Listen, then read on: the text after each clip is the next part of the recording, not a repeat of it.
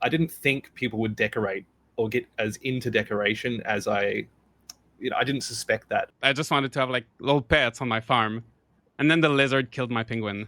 I wouldn't call Dinkum cozy. Just because it might look childish doesn't mean that there's not complexity. Like I want to make. A mobile game in the Dinkum universe. I don't know how much I'm allowed to say. Hello, everyone, and welcome to this 20th episode of the Gaming Garden podcast, where we discuss everything related to farming games. I'm your host, Josh, and this week I'm joined by the creator of Dinkum, one of my favorite indie games of the last few years, James Bendon. Thank you so much for joining us. Thank you for having me. So amazing. I'm so excited to chat with you about your game, your journey as a game developer, the future of Dinkum. For those who don't know you yet or don't know Dinkum, how would you describe yourself and your game? I consider Dinkum kind of an open world sandbox life sim with a little bit of survival elements. I'm always hesitant to use the word cozy, although a lot of people call it a cozy game. I think Dinkum has like a little bit more danger than some other cozy games, but I think you can relax while playing it. Mm-hmm. That's one thing I love. I feel like there's so many different facets of Dinkums. There's the decorating part, there's the mining part, and I feel like no matter your mood or no matter what type of player you are, there's something for everybody. So we'll get to discuss about all of that. At the end of the episode, we will cover some news. Not too many news this week. We got the announcement for the first Fields of Mysteria update. So we'll go over that. And usually we start each episode by talking about this week's releases. This week there was not too many game releases, so not too much to talk about. But just to break the ice a little bit, I was wondering, I know you're working hard every day as a game developer, but do you have time to play some games for yourself sometimes? Not as much time as I used to have.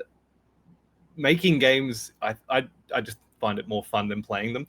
Although there are certain games that I get excited for. I'll play any new Nintendo game because I can play them with my family, and I'm excited for games like Luma Island. I think that game looks incredible. I'm very excited. I haven't even played the demo. I haven't had time, but as soon as it comes out, I'm going to sink into that, hopefully. That's great to hear. I'm so excited for Luma Island. I played the demo. It was quite a short demo. It only lets you play the first 4 days. But yeah, that comes out in less than a month. So I guess you play a lot of games that are a bit similar to Dinkum in that similar genre of like crafting, farming.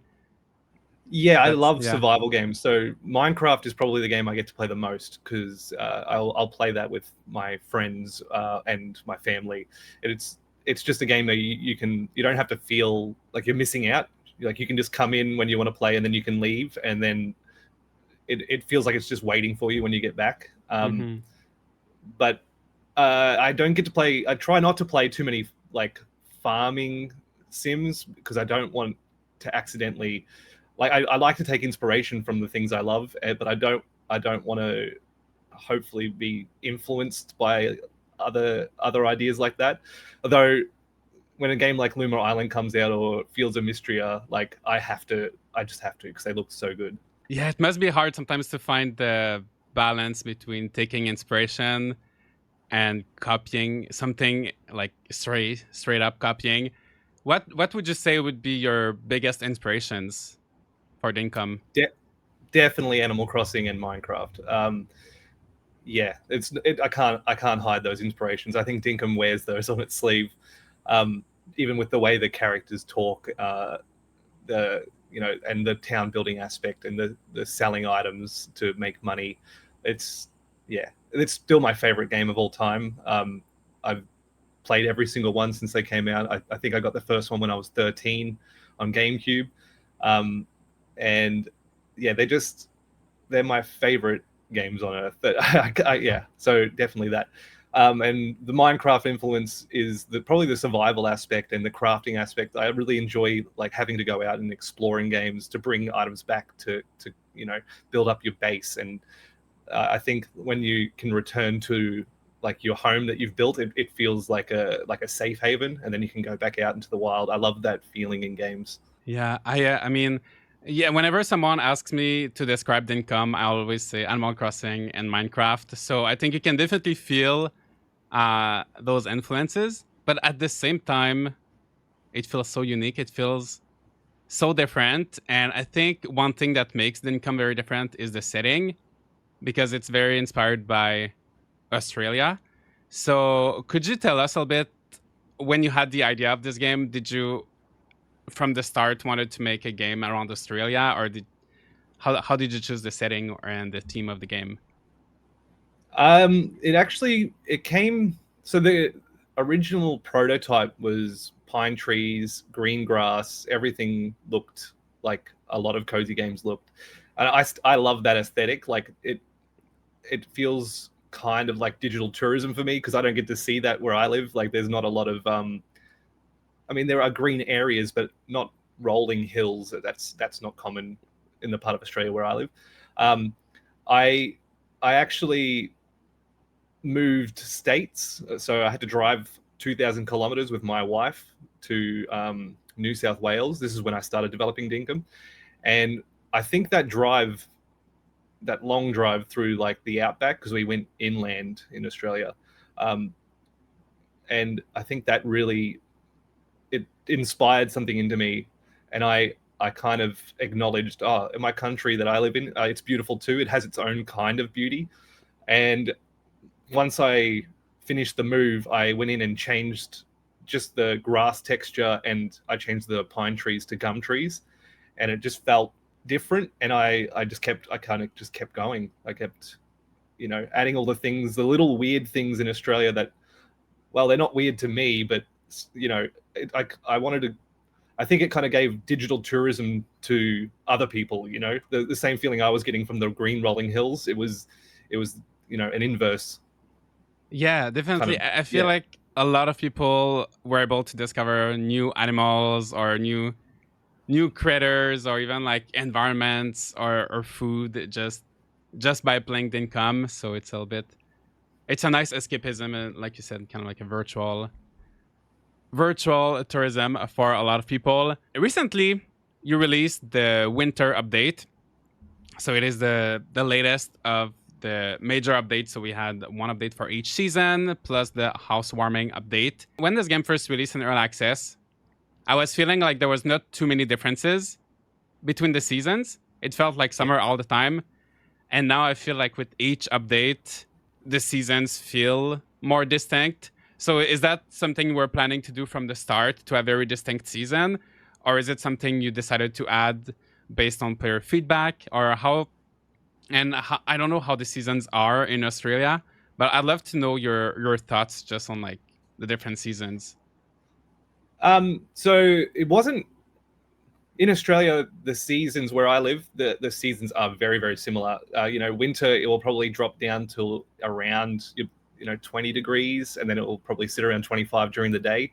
So it doesn't get very cold. And then in summer, it just gets hot. The native trees are that they don't drop their leaves, they don't change color. So I think implementing the different seasons was based on player feedback, but I in Animal Crossing and other life sim games, I really think that kind of progression makes time feel like it's moving forward. And I did want to give that to players. And it wasn't until, because I did the spring update first, Mm-hmm. and that was just blooming flowers and like a kind of a greener feel. But it wasn't until I got to the autumn update where I said to myself, well, this is my game, and it's okay if the trees in Australia don't change color, or it's okay if it snows in my game. So um, I thought it was okay to make the seasons feel different, give different activities. That kind of what changed my mind. Is like, this is not really Australia. This is Mm-hmm. like a pretend Australia. I've enjoyed like implementing all that stuff, and I've done it. I think I've done it kind of true to Australia, because when it snows in Australia, like down south, it's usually like a light dust, and it's gone the next day. Like you're lucky if it settles. So I've made that happen in Dinkum as well. So you have to wait for a very specific kind of weather. When I lived in New South Wales, I lived in an area that actually was lucky enough to have snow, but it would happen, I think, maybe twice a year. But the week leading up to it, you'd be checking your phone, like so excited to see snow. I was like 30 before I saw snow in Australia. Yeah, I had a similar feeling in the game because I streamed earlier today. I checked out the winter update, and at first I was disappointed because it was winter, but there was no snow yet. And then I played for a few more days, and then I was so excited when I saw that there was a bit of snow, and then the next day it was gone. So yeah, so you've been adding more stuff to each season. And now the logical, since we've had like one update for each season, is the next update 1.0, or do you think there's going to be something else before? I think there'll be one more smaller update before 1.0, and there's still a lot of work that needs to be done before 1.0 that I don't want people to wait too long for. As things like localization and the final QA pass, because I use the community to do a lot of bug testing and finding, but things slip through. So I'll probably get a real QA team to, just play hundreds of hours and just send me bugs over and over and over, that kind of thing. But the stuff I think the part that's the most lacking now in Dinkum would be the NPC interactions. So that's something I want to expand on.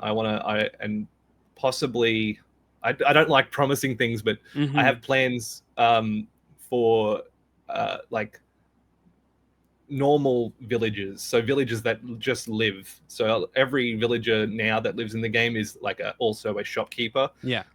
So on certain days when everyone's working, it can make the town feel like kind of empty. So I would love to add some new NPCs that just kind of do what the player does and just wander around, or you might see them doing things around town. I think that will breathe life into the game and make your town feel truly lived in. Yeah, that would be amazing. And I feel like a lot of people play this game and like to build towns and like decorate. So I feel like if they had more houses and more people around, I feel like that would be something a lot of people would enjoy. Are there other features or other like big things they're planning for the full release? There's lots of plans, but yeah, like I said, I don't. If I don't tell the plans, I can't disappoint anyone. But one thing I have always announced would be like a truly creative mode, because a lot of players are using like the developer tools I use, to access like an inventory with all the items. And I know a lot of players like to play like that. And I've been focusing on like the core Dinkum when I'm developing. Like I'm putting myself into the mindset of a player who is going through the progression, and earning everything the way that I've intended. So I think a true free play creative mode with a better UI, and I think that would be really appreciated. So that's another feature that I definitely want to hit for 1.0. Nice. Looking forward to that. And you mentioned earlier, you talked briefly about QA. And one thing I will say about this game is it released in early access about 2 years ago. And from the day it released in early access, to me, it felt like such a good experience, because we play so many early access games that release with tons and tons of bugs or just holes everywhere where you can feel the early access portion of the game. You can feel things missing. But I've always found that with Dinkum, it felt like a complete experience right from the start.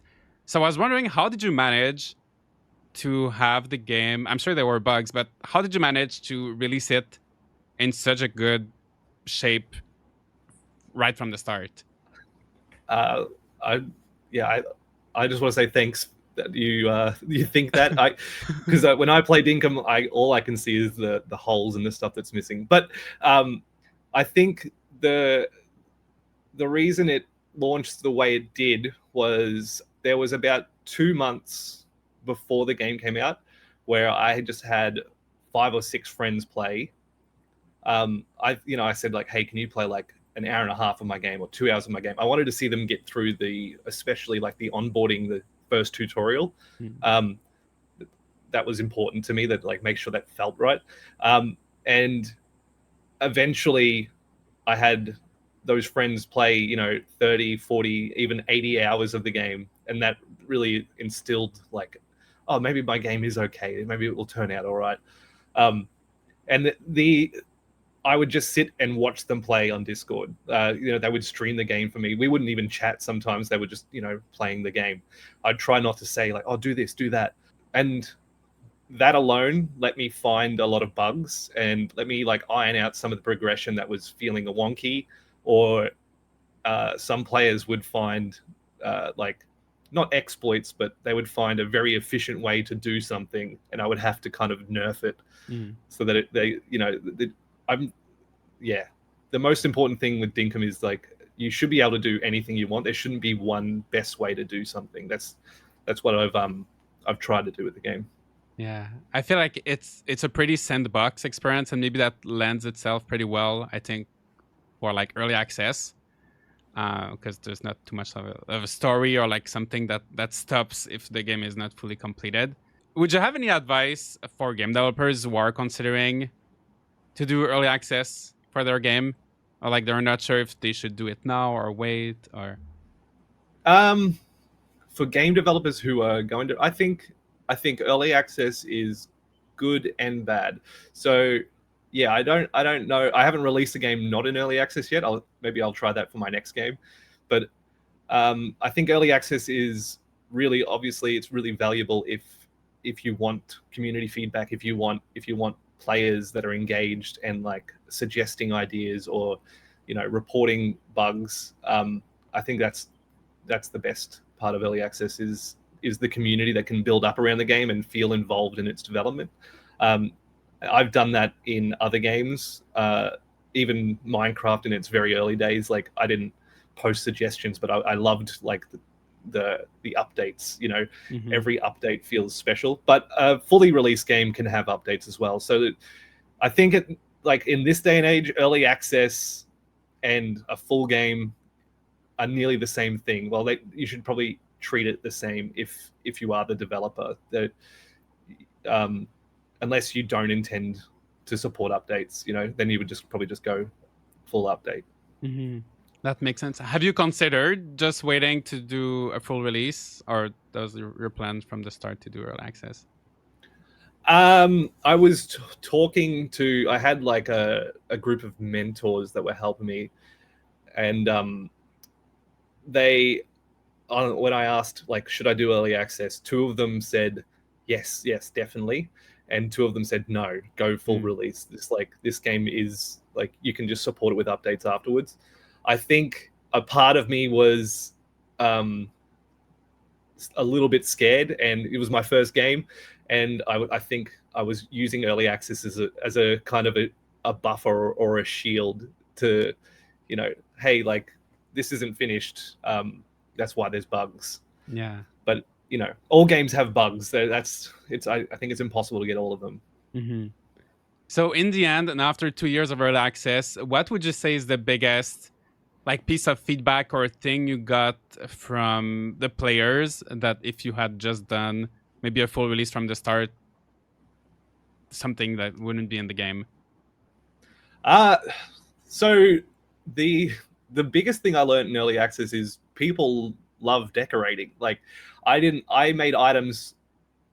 The original like group of items in Dinkum were, utilitarian. Like it was like a fence. This is the fence so you can fence off your crops, or this is the light so you can see it in the dark. I didn't think people would decorate or get as into decoration as I didn't suspect that. So that's probably the biggest change I made in early access is I added more and more decorations with every update because I could see the community's passion for it. And that's part, it really surprised me because I kind of saw it as a town builder survival game, but a lot of people see it as a town builder decoration game. Mm-hmm. Yeah, there's just so much you can do in this game. What would you say is your favorite? Like, if you get to play it or like test it or work on it, what is your favorite part of the income for It's you? it's usually the latest new thing I've added Mm-hmm. that I will say is my favorite. But I in games in general, I really like it's kind of like the things you don't notice. So like the sound effects. Like I'm not a sound engineer, but I love when you can walk on the grass and it makes a different noise. I think that just makes the player subconsciously feel like they're in the world more. Um, and the interactions between the animals where they'll attack each other. Like my favorite part of the game, I guess, would be the parts where you can kind of just the game is kind of playing itself, if that makes sense. Mm-hmm. I like when the systems I've made accidentally interact. Yeah. So one example is like when you capture the wary muse. If there's another one there and it tries to attack you, it can accidentally attack the the cage that you've just trapped one in and then Oh yeah. release it. Like that kind of stuff. I didn't program that. That's an accident. But it feels when that something like that happens or emerges, I really like that. Yeah, I love those interactions. So actually, when I was playing earlier today on my farm, I had an enclosure with like one of those big lizards, and then I went to go catch a penguin with the new winter update, and I put the penguin in the same enclosure, and I thought I just wanted to have like little pets on my farm, and then the lizard killed my penguin. It attacked it. It attacked my penguin, and then I tried to. Anyway, both animals ended up dying in the end. I tried to defend my penguin, and I ended up killing both. But yeah, I was so surprised to see them like fighting. I was not expecting that, so it was a little bit sad at the moment when it happened. But it was like a memorable. It's something I will remember from the game. So I love those little moments. And I love to another thing I love in your game is the vehicles. It's just so many vehicles, jet skis, helicopters, and it's just so fun to like drive around with friends. There's so many vehicles and there's just so much fun. Could you just tell us something about the vehicles, your inspiration Yeah. behind them, or The the map used to be a lot bigger, so you used to get a vehicle a lot earlier. Um, that was purely just to get around the island more. But the additional vehicles probably came because in games like Animal Crossing, like you can place a car, but it feels strange that you can't drive the car. Mm.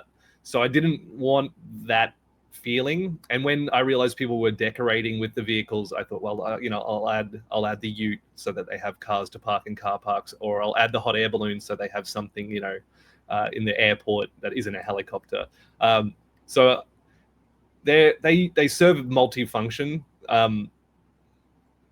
I think it's just more interesting. You can use them for decoration, or you can just actually drive them around. And it feels cool to. I think it feels cool when your character has the license, and you get to drive someone around in a vehicle that they can't drive yet. I love that feeling as well. I wanted to instill that into players. Mm-hmm. I love the progression of the license. I have a hot air balloon on my island, but I don't have the license for it yet. So whenever I have friends coming over that have played more than me, they can drive us around. And I love that even after over 125 hours in this game, I still feel like I have so much left to do. There's so many licenses I don't have, so many items I've not crafted. Are you surprised by how many hours people are playing your game? Yeah, definitely. I wanted I I would have been proud if I could supply 40 hours. That was kind of my initial goal. I said, well, it's a $20 game, and if it's at least 40 hours, I think that people would feel like they had their values worth. But I know personally like players that are in the 2,500 hours, which is absolutely insane. It's incredible. Steam says that I have 400 hours in Dinkum, but a lot of that time is just development. Mm, Um, so it's strange to think there are people out there that have played more Dinkum than me. right. That is a lot. What do you think they do with all of this? probably mostly decorating, right? When people start putting like they decorate the whole island. Yeah, yeah. I think that's it. They once you kind of get everything, I think that's what's left. But that's why I was so happy to support the players that love to decorate, because they're the players that really put in the hours. They're the players that passionately love Dinkum. Although I'm sure there are some players that just start new files over and over and over again as well. Like I think there's two types of players, and it's hard to like manage and balance like the updates so that they can hit both the decorators and the adventurers. Yeah, that's what I was wondering, because in each update, I found there's a pretty good balance. Usually, you get like a new area with the mines, and then you get a little bit of decorating. So, how do you find how do you choose what you're going to add with each update? Uh, that's a good question. So I usually I don't have like a hard plan written out. Like I don't do design docs like a lot of developers would, because I'm a solo developer. I kind of can just do the parts I want to do that day. But I just try and keep it in mind. My favorite part of the game is the survival, town building, like adventure part of the game, and like going for the supplies for crafting, like to get the ingredients. I love that's my favorite part of the game. With the decorations, I will usually just go to the Discord and look at what's being suggested, because the community is really passionate, and they leave me a lot of suggestions that can just kind of inspire me. That's where I'll kind of go to them to look for like ideas for like clothing or furniture or outdoor decorations. Sounds great. So there's a bit of a collaboration, a bit of teamwork with the community. But overall, like as a whole, you're doing pretty much this whole game by yourself, like sound effects, 3D modeling, programming. How did you acquire all of these skills? Have you been developing games for a long time, or did you just kind of learn by working on Dinkum? Both. I think since I started Dinkum and got to work on my game full time, I think I am a much better programmer and animator. But I've just been making games since I was very young. Like my first games were made in PowerPoint. When I got my first computer, I think I was like 10, and I would make like cartoons and animations and games in PowerPoint where someone would pop their head up and then you'd click on their head to shoot them or something, which is I don't something immature and childish. But yeah, I'm purely self-taught. I've just always loved doing it. I guess it's just practice and practice and practice. That's all I can really say. Like there are people that I'm sure have skills that I don't have because they've practiced a lot. Yeah. And what would you say is your favorite part, like while working on Dinkum? Working on that's hard. I love it all. I love it all. I love like adding a new animal and getting to like animate it. That's always fun. I love programming like new behaviors. Like that's fun as well. Like programming is fun to me. I'm not a good programmer, but it's really rewarding to see something that like was in your head come to life on the screen. It's always a good feeling. So I think programming and animation is still probably my favorite part. And you have a least favorite part? Yeah, texturing. It's the hardest part for me. I probably need to watch some tutorials or something, because I think I do it the most inefficient way possible. So yeah. So unwrapping the 3D models and like drawing the textures on is my least favorite part. So you've been working, correct me if I'm wrong, I think on this game since 2017, right? Yeah. So that's almost 7-8 years.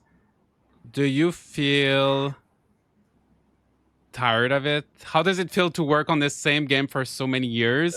And are you considering maybe hiring other people to maybe do some textures for you and things that you don't like, or you can see yourself just working on the Income by yourself for years to come?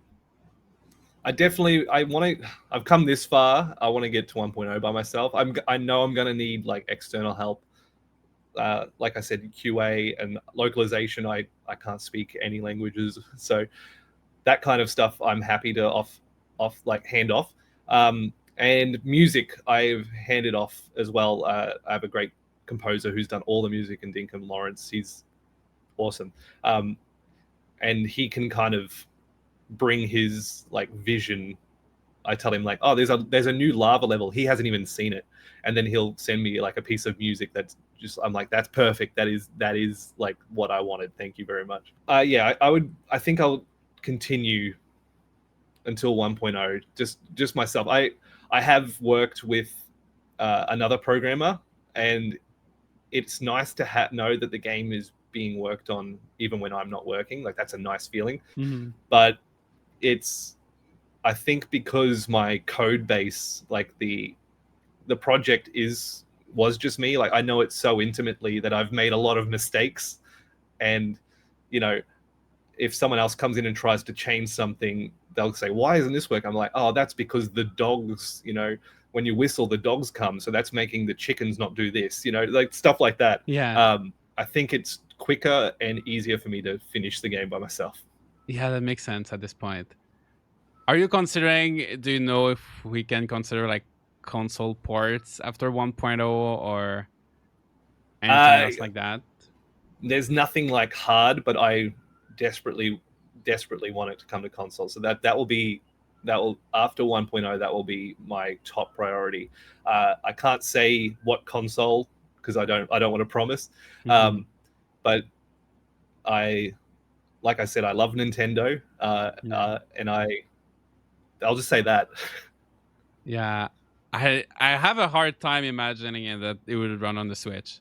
Maybe on the next console, maybe, hopefully.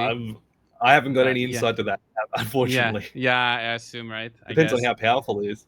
Mm-hmm. So you said that Dinkum was your first like big project by yourself. Do you sometimes feel like it was maybe too ambitious of a project to start on your own? Yes, yeah. I like if you ask for advice on like how do I start making games anywhere, they'll say like make a small game, finish it, ship it, and then make another small game and just keep doing that. Uh, I definitely bit off more than I can chew with Dinkum. It's a very big game, especially for my first like published uh, project. But I've made hundreds and hundreds of prototypes in like weird little games over and over, and I just never shared them with anyone except family and friends. Mm. But I think my next game, hopefully, uh, starting again, being a better programmer, I hope it won't take 8 years. That's for sure. Yeah. Have you started? Because I assume sometimes you want to maybe take a little break from the income. So do you work on future projects on the side, or are you just always working on the income all the time?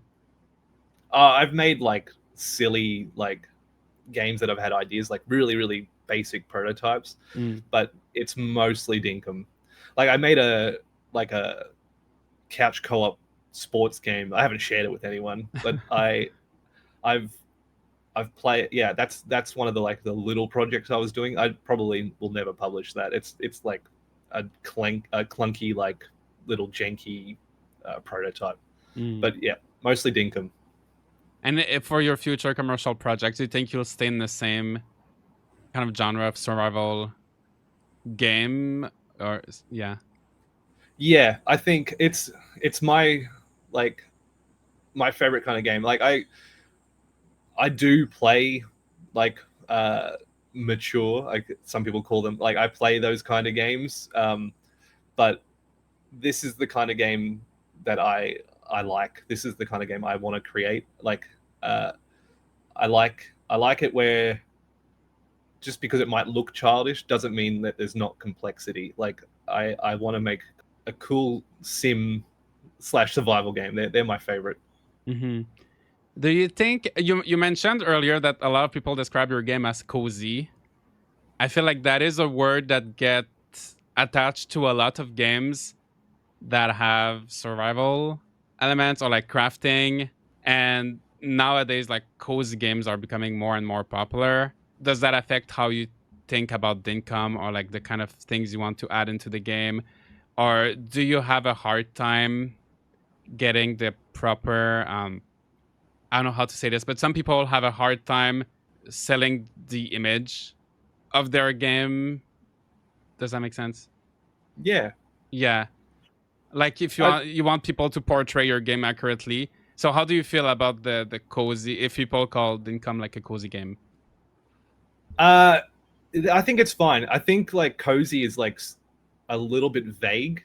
It So I is. think any game you feel cozy playing is a cozy game for you. So like some people probably would call Tetris a cozy game, or some people will say like SimCity is a cozy game. But to me, SimCity stresses me out. I Mm. don't like having to manage and control like that much information. So I think it's purely it's up to the player to decide if a game's cozy.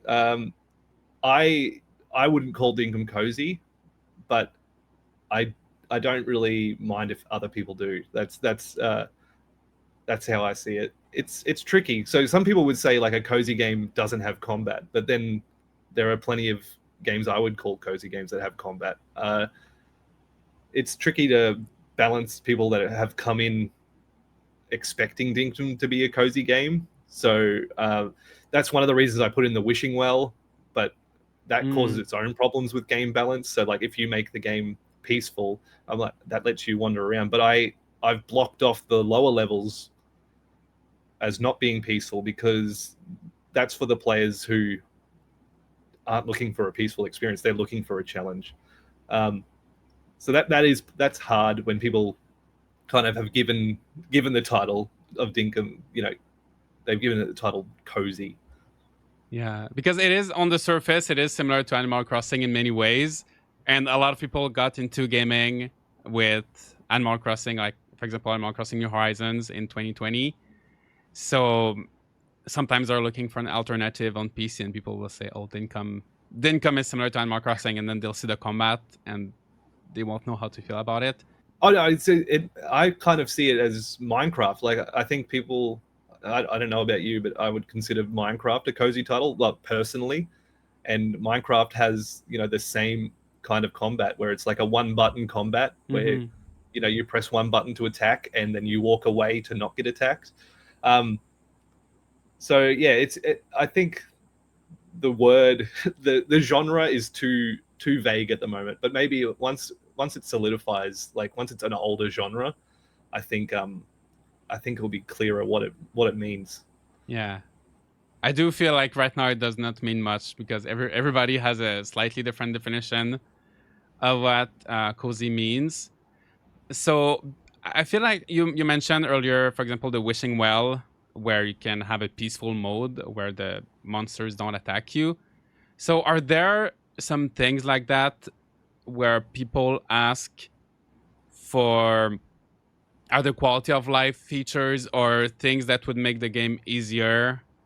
And how do you find the balance between accepting those requests or sticking to what you want the game to feel like? Yeah, that's hard. So one of the reasons, like with the wishing well, for an example, like I thought I knew there were players that were using mods to make the game uh, essentially the same, like peaceful, and that's fine. Like it's your game, you can do whatever you like with it. It's on you've bought it, and if you want to install mods on your game, that's fine. Mm-hmm. But I know that there are some players in the Dinkum community that aren't interested in installing mods. Um, so I figured, there are some players out there that are installing mods and they get the experience they want. So I should just offer that experience to those, to the existing players that don't want to install mods. Yeah. But at the same time, I tried to make the wishing well like I try to balance it by having other interesting wishes. So if you make your game peaceful, well, then you miss out on this. Or if you make the game more dangerous, you get this. I tried to make it a decision in the game itself rather than instead of opening a menu and saying easy or hard. Like I thought it was more interesting to kind of involve it into the world and change the rules of the whole game. But at the same time, it's just really difficult to I want the game to be an adventure game with survival elements. That's Yeah. the game I originally started developing. So like I try to implement what the users want, Yeah. while still maintaining my like original vision. And it's a tricky balance. I think you're balancing. You're doing it pretty well so far. And you brought up mods. I think mods are also a great way for players to get what they want in a game if the developer does not do it. What are your thoughts as a developer on mods and people like creating mods for Dinkum? Is that something you're happy about? Is that something you want to maybe implement better, like easier in the game later, or how do you feel about mods?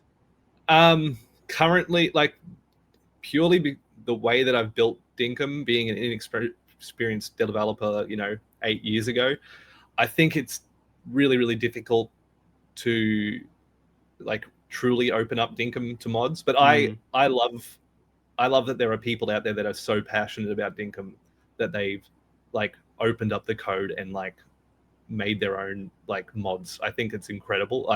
I wish I could, give them more tools to make it easier, but it probably can't happen. All I can do is like I've kind of, without going like into the nitty gritty, I've hopefully made it easier. I'll just say that rather than go into specifics. The like by adding new features and like making them kind of more exposed, I'm hopefully making it easier to mod. But I don't think that there will truly be like mod supported on Steam with like a workshop. I don't think I can ever get Dinkum to that point.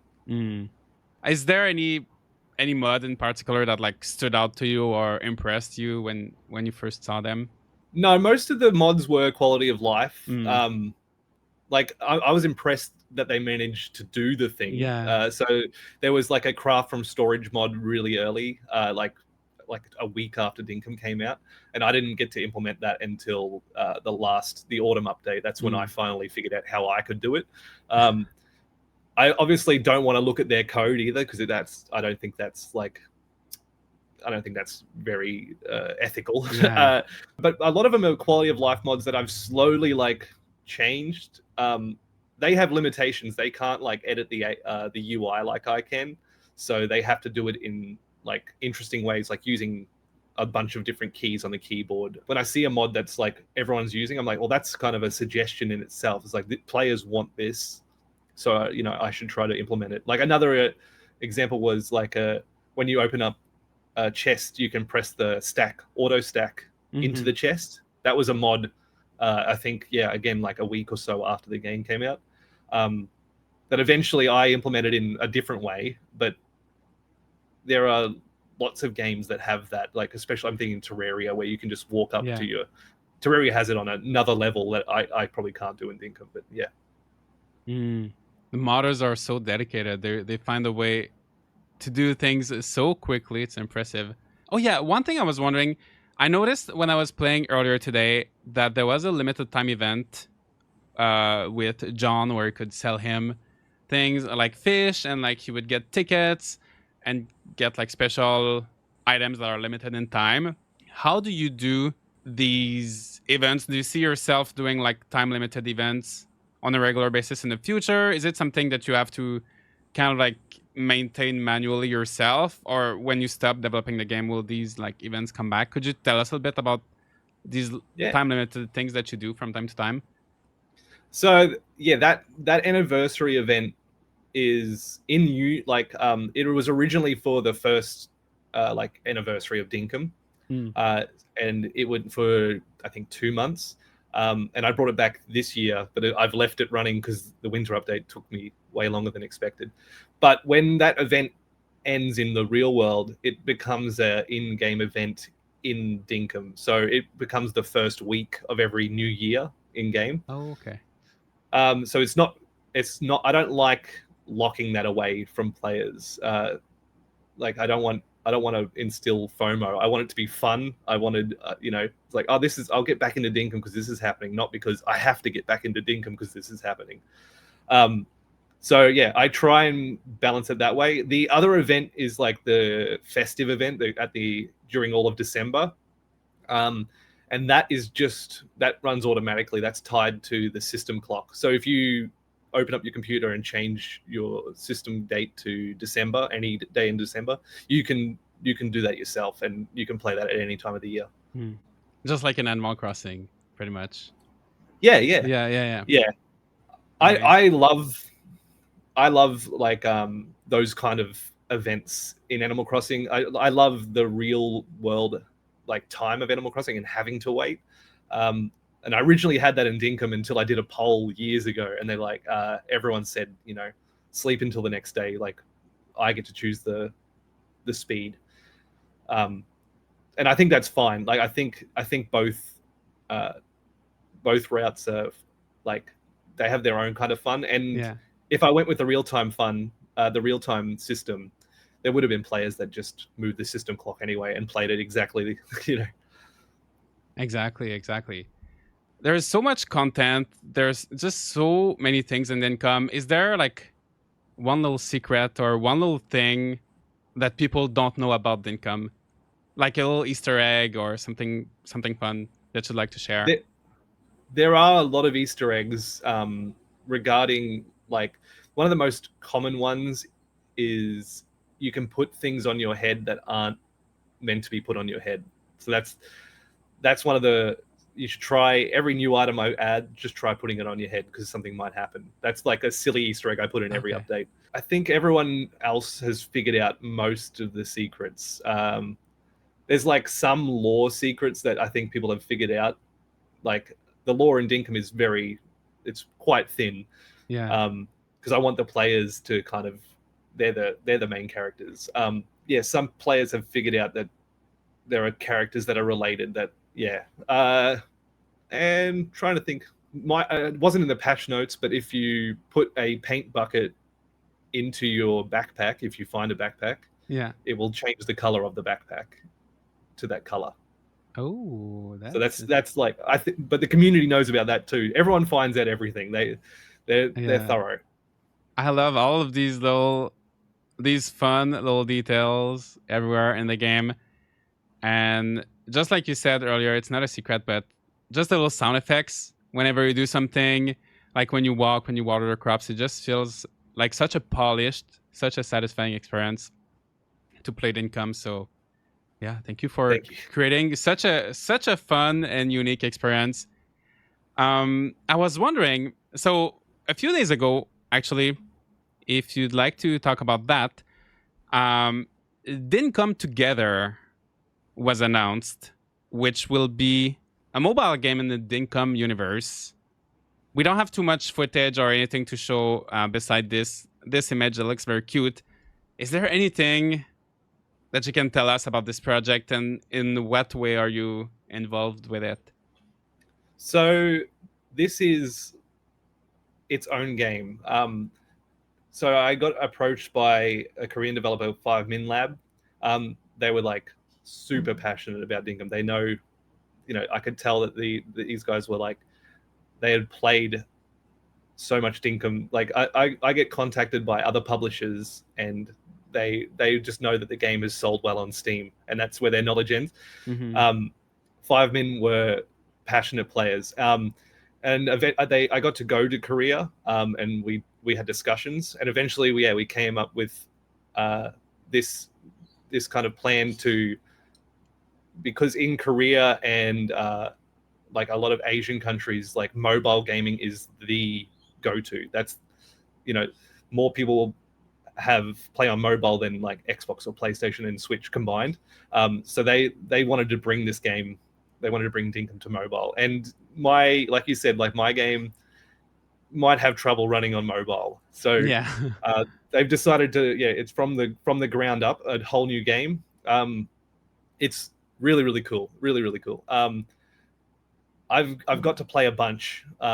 Like they send me like weekly builds, and I get to have a go. I wish I could show more today, but I've got to wait for them to do all the official stuff. They're putting a lot of passion into it, and the new artwork and animations is like I think it's like console level quality. They also have been paying a lot of attention to like the original. So like with the axe swings, they've timed it exactly to my version of Dinkum. the animation is nicer, but the feel is still the same. Like that's how like dedicated they are to like making it feel like a full game on the mobile. Yeah. Yeah, hopefully in the next couple of days, there'll be some more information to share. That is amazing. Where can people go if they want to know about more, like stay up to date with this game? There's a new channel created on the Dinkum Discord that I've given the developers like access to share information. But I'm sure, I think that's probably the best place to go. Just the Dinkum Discord. I think so. Can we expect the gameplay loop to be pretty much the same thing as on PC, or is it more like point and click? Oh no, it's like the builds I'm playing feels very, very similar to Dinkum. I don't know how much I'm allowed to say. Like I haven't signed anything, but I don't want to ruin the surprise that they've put a lot of effort in. But it's not like a slimmed down version of Dinkum. Oh, I don't think it is. And I really enjoy playing it because I made Dinkum to be the game I've always wanted. Yeah. And I can't, like, when I play it, I don't get that enjoyment, and I'm always looking for a game just like Dinkum to play. Yeah. So that's why I'm so excited about this, is because it's a game just like Dinkum that I didn't make. So I get to be surprised and yeah. Oh, that's amazing. Well, if you're enjoying it, hopefully, I don't know, that makes me excited. That makes me very excited for it. So I'm looking forward to seeing more of that. And before we go into our little news for this week, is there anything else you'd like to say to our listeners and viewers about Dinkum and your journey as a game developer? Anything else you'd like to? I guess I would probably just say, like, if you have an idea for a game in your head and you want to make a game, you should try and make a game. It's a lot of fun. Like at the start, when you start making a game, it can feel frustrating because there's a high learning curve. But if you just keep trying, you'll do it. And yeah, like I said earlier, I think making games is more fun than playing games now. So yeah, that's all I would say. And thanks for playing Dinkum, I guess. Yeah, that's amazing. So Fields of Mystria has announced that on November 18th, they will be releasing their first major update. So the game released in early access, I believe, in August. So now they'll be doing their first update on November 18th. I was wondering, have you played some Fields of Mystria? Yes, I probably like around 8 or 10 hours maybe. I think this is a game that really feels polished. Like when I picked this up, it feels like, even though it is early access, it feels complete. I mean, there are like little hints to more stuff coming, but just the way you interact with the world is very, very polished, and the sound effects, everything. I thought it was wonderful. I wish I could. Yeah, I should probably get back into playing it. Mm-hmm. It's so good. It is a similar feeling that I had like when I played Dinkum. It does feel polished right from the start, even though it is in early access and not everything is there. Yeah, be careful if you get back into it, because this game is so addictive. It's easy. It's easy to sink a lot of time into it, and it'll be even more. They're going to be raising the heart progression cap with the NPCs from 4 to 6 hearts. New enemies in the mines, new cosmetic drops from monsters. The renown level for the town will be raised by another 20 levels, new rewards, new quests. Skill caps will be increased from 30 to 45. And a lot of customization as well will be added. So just like Dinkum, players like to decorate and customize. So new house upgrades, character customization as well. And then they'll keep updating the game throughout 2025 for the full release. What is the thing you like the most with Fields of Mystria, like with your short time playing it? I like just general interaction. The game feels right. There's like not a weird, it's not clunky. Like when you play it, everything feels like good, really good. I also like the system where you kind of have like the town rank. Mm. Is it called a town Yeah, rank? yeah, So yeah. basically, yeah, you level up the town by doing the quests for the villagers. I think that's like a really interesting system, and the characters, like, I haven't played it since it would have been October. No, it's October now. I haven't played it for about 2 months, but I still remember every character. Very, very impressive. I really enjoyed my time. Mhm. I need to go back, and it's a great Steam Deck game. I played it on Steam Deck, so it's a good game to just relax to, get to lay in bed and play the game. Or yeah. Exactly. Very relaxing game, very memorable characters, as you said. And that is pretty much it for the news this week. So, once again, James, thank you so much for joining me to share everything related to Dinkum. It was so nice to get to know a bit more about your game and yourself. Anything else before we wrap up? I'm looking forward to November. There's lots of stuff coming in November. I think you'll be busy. I will There's be it's gonna very be busy. busy in November. Luma Island, Farmaga, Mirthwood. I Oh, can't. Mirthwood. Yeah, Mirthwood, I'm I'm very so excited about excited. It was supposed to release in September. They're that. Yeah, delaying it. It's going to be worth the wait, though. I'm looking forward to have like a darker farming survival life sim. It's and it gonna be kind good. of like it. I think it kind of gives me the same feeling as like Plum Grove gave me. It's like, oh, this is like a cozy game that has like a real simulation running. Like, people can die and Mm, like give birth without your player even seeing them. Like, I love that kind of yeah, simulation. not always cozy. You can Yeah, not sometimes always cozy. the whole Like, town can get sick and die, and it's fun. It's those kind of surprises, like I said earlier, like in Dinkum, the lizard killing my penguin. Just those little unexpected things that happen that make a game so memorable. So yeah, yeah, yeah, you get your own story, and you know exactly. Thank you. that's it. Thank you so Thank much. you. Yeah, that is pretty much it. And yeah, and I'll see you everybody next week. Bye.